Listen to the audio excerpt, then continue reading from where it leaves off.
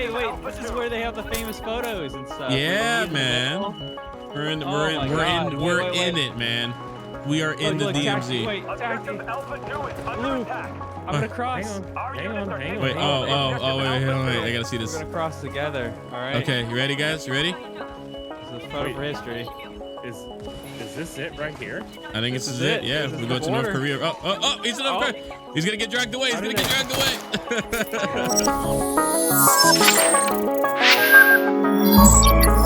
Hey, what's going on, guys? Little Robot here, and sorry if I sound a bit under the weather. I am really fighting a lot of allergies right now, but I'm gonna go ahead and make this video just a little bit more off the cuff. No script entirely for this video, so if you hear a lot of ums and ahs, I'm sorry. I'm still trying to practice that, but I hope you guys can get through it with me. And of course, if you do end up enjoying the video, hit that like button and subscribe for the channel. Subscribe to the channel for more future content just like this. Okay, so breaking down the day one of the Operation Redline update, I had a lot of fun playing with friends. Of course, the first thing I tried out was the Gobi TDM map because it was very different. I already knew about DMZ, but I really wanted to check out the Gobi map, and I played with a few content creator friends as well, and I had such a blast. Seriously, it was probably the best. It's probably the best looking map in the game so far. So really shout out to the level designers for that one. But of course, the game always has its issues. Yeah, literally, this game can never have a update without issues. I just don't get why. But you know what? It is what it is. They were minor this time, at least compared to the open beta, especially compared to 2018. But they were very minor this time. And starting off with the first issue, the Battle Pass for veteran pack players, people who bought into the closed beta, specifically ones that had the Lieutenant and Major pack. And of course, people that are just veterans of the game that, you know, played it back in 2018, 2019. We don't have access to the Battle Pass yet, so we're gonna have to wait till next week. I don't know exactly when, but sometime next week, hopefully at the beginning, hopefully Monday or something like that. So it kind of sucks seeing everyone running around with like the really cool Battle Pass cosmetics and operators and the skins for the weapons and even like actual 1 hour double XP stuff, but we're just gonna have to wait.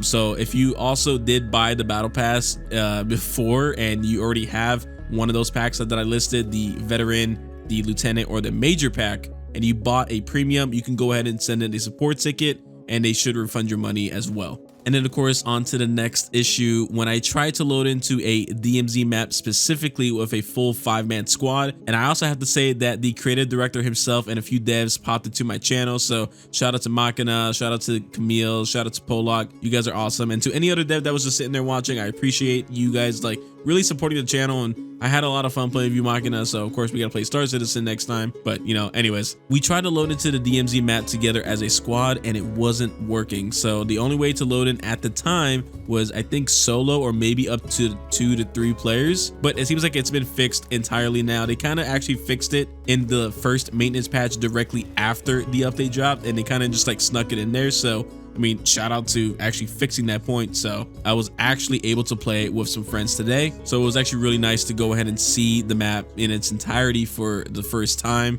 And I have to say, it's probably not my favorite TAC Ops map. It's probably because I'm like in the honeymoon phase and it looks really cool, but I think it flows very well. I still kind of have to figure out some routes, but I think it's really different than the conventional World War III formula. But you know, I'm excited to actually, if this map is that good, I'm excited to see future maps and new content updates. So I'm really excited.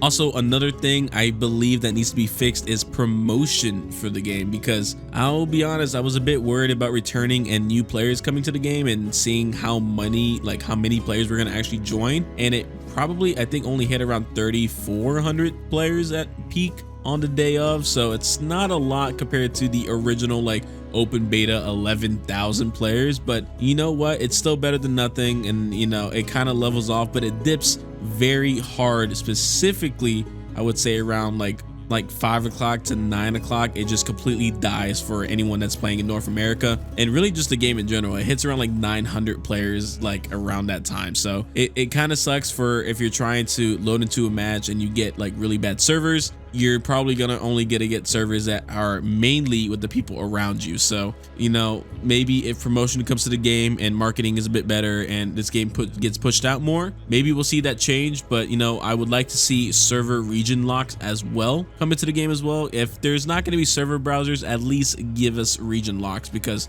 I am tired of playing Singapore maps And I know the people that play in Singapore are tired of playing on US East or West maps. So, you know, it is what it is. So hopefully we'll see something change in the future, but we're just gonna have to wait and see. Other than that, guys, there's really not much to it. Of course, the Battle Pass is great. A lot of cool new things. Like I said earlier, if you were a veteran and you spent money to get the premium or just a regular Battle Pass, go ahead and send a ticket to the support. I will leave the support link down below, specifically leading you to where you need to go. And hopefully these guys can promote the game some more. I'm trying my best to help out here, but I'm just a small YouTuber for World War 3. And look, to be honest, I consider myself like the World War 3 guy, in all honesty, because there's a lot of information. It's funny because like I was just playing with some friends earlier and like they were saying, Blue, how do you have like all this information just like in your head? Well, like I'll be honest, I do get hit up by a lot of people that, you know, are currently working on World War 3. And they, you know, let me some information and they write it down just to kind of like help you guys make, you know, reasonable purchases in the future, especially around this game, since it is free to play, but there are a lot of like monetization options within the game. So it's a really cool, you know, aspect that I have with the channel, but I do need to make sure that you guys are spending your money wisely and that, you know, and that you guys are coming here for valuable information overall. But as I said earlier, yes, I'm still excited to try the Battle Pass once it gets rolled out for veterans. And this is a really big step forward for World War 3. So congratulations to World War 3 and the dev team, FAR51. Also, make sure you go ahead and subscribe to the channel because I have some really big news coming up. So during the live stream, which by the way, shout out to anyone who came up to the live stream. It was probably one of the coolest live streams I had until we got some OBS issues. Literally, an NVIDIA driver decided to go, hey, guess what? You need to download me right now or your OBS isn't gonna work. So it literally like shut down the stream for a little bit, but you know, we got it back working. But shout out to the people who stayed around after that. And of course, people that showed up before, but we had some World War 3 devs show up to the stream,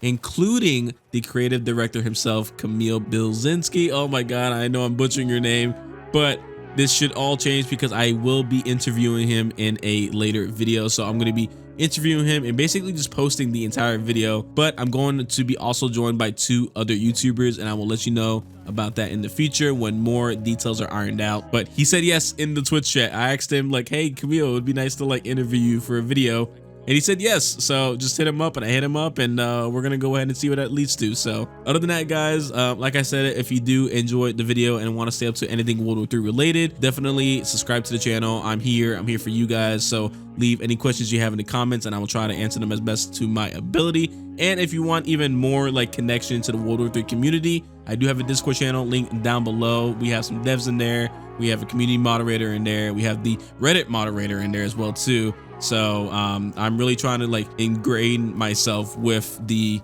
World War 3 team, and I don't know, we'll see what that leads to. Like I said, I've been playing this game since 2018. I've been a supporter of it since then. I've been making content since 2019. I am quote unquote the World War 3 guy. So if people got questions, they come to me and I will be happy to answer them to the best of my ability. So I will see you guys in the next video and I hope you guys have a good one. Peace.